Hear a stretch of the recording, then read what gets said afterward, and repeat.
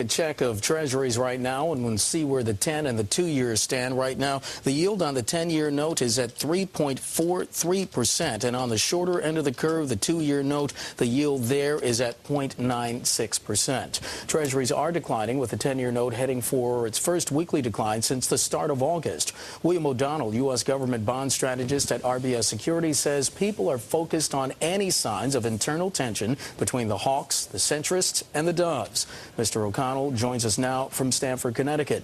Welcome to Bloomberg News. Well, thanks for having me. Where is that struggle? Where are you sensing that tension? What are your internals telling you? Well, the tension, we have the FOMC meeting next week, and that's what I was referring to. People will be closely or deeply mining the FOMC statement for any signs of tension that may arise between the FOMC centrists, people like Bernanke, and those crowded around him in his views, and those who are on the hawkish side who have reportedly been pushing for a more immediate tightening of monetary policy. But as we all know, when the FOMC deliberates and when that news comes out, the devil is really in the details. What are you looking to hear? Yeah, I think the centrists are going to hold the day. The majority of the Fed seems to harbor. I think they're certainly excited about the growth that they expect in the coming quarters, but by the same token, they still harbor some significant concerns about the sustainability of that growth because of problems with delevering banks, deleveraging household balance sheets, and so on and so forth. Do you think we're going to keep seeing demand for short midterm debt, and why is there so much demand for it? Well, that's an excellent question. And I think you have to look at the tremendous performance of Treasuries from two lights. As we all know, Treasury rates are pretty much set by supply and demand.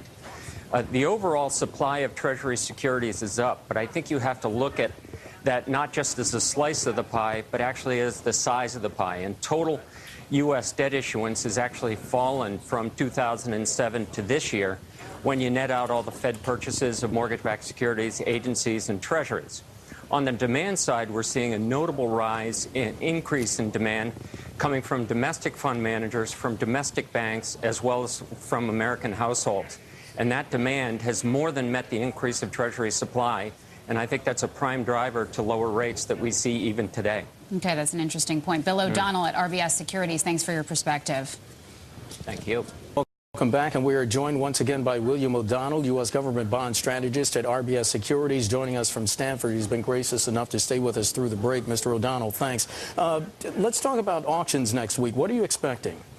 I expect these auctions are going to go well. The Treasury market would typically cheapen up in advance of these auctions, but instead, even though you are showing a week-to-week decline in Treasuries, the fact is Treasury rates really haven't moved that much in the context of the last 2 weeks and stayed at some of the richest levels or lowest yields that we've seen since the middle of May.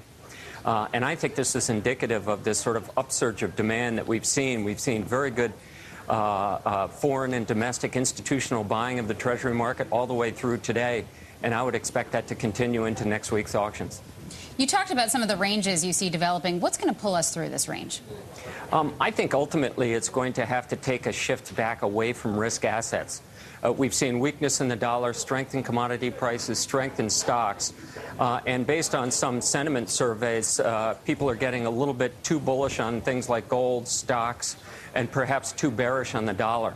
And I think if we see an unwind of this rush to risk, back into risk aversion, I think ultimately that could help the Treasury market and punch us through the low end of these yield ranges that have been around since May. But, Bill, that's an interesting dynamic going on there, because you're talking about maybe flight to risk. Some people might see it as a flight to quality. Is this a signal that the risk appetite is back, that people are now willing to dive in, albeit head first, but they're looking at what they're doing now and they're seeing the economy starting to turn up? They're willing to take that risk? Well, I think you could easily assume that in terms of the performance of risk assets like stocks in recent months. The economic data has been, quite solid and has been for weeks, but the Treasury market has somewhat ignored it. And I think what's really going on, as I mentioned before the break, is that we're just seeing a rising tide of domestic investment interest in Treasuries again, and I think this is a trend that's going to continue and help pull rates lower. We talked about demand for short midterm debt. What's going on with the lack of demand for longer term debt? Well, actually, the very long end of the yield curve has somewhat let us down to these rate levels. It all began right around August 7th after the non-farm payroll number, when long-term Treasury zero-coupon bonds got up near 5%. We saw a very good buying there, and that buying has continued. Indeed, if you just look at all the bond fund inflows since the beginning of the year, they've been averaging around 20 to 30 billion a month. And that's been a big boost, and we have seen very good buying of long-term Treasuries, which is why we've seen a sort of modest flattening of the curve over the last couple of weeks. Bill, might I ask in our last minute going forward, as Treasury and as the government start to roll out their exit strategies from this economic downturn, is that going to impact Treasuries at all?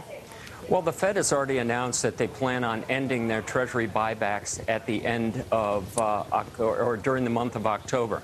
They're getting down to the last few billion of that program. Since that time, Treasuries have actually improved, and I find that kind of interesting because when they announced the Treasury buyback program on March 18th, we had 10-year yields go from 2.5% to 4%. So, once they announced the exit from that program, Treasuries have actually done better. So, at least looking at that history, I think that, the signs are not too grim for Treasuries now that they're exiting that program. Bill O'Donnell at RBS Securities joining us from Stamford, Connecticut. Bill, thanks for your perspective. Appreciate it. Thank you.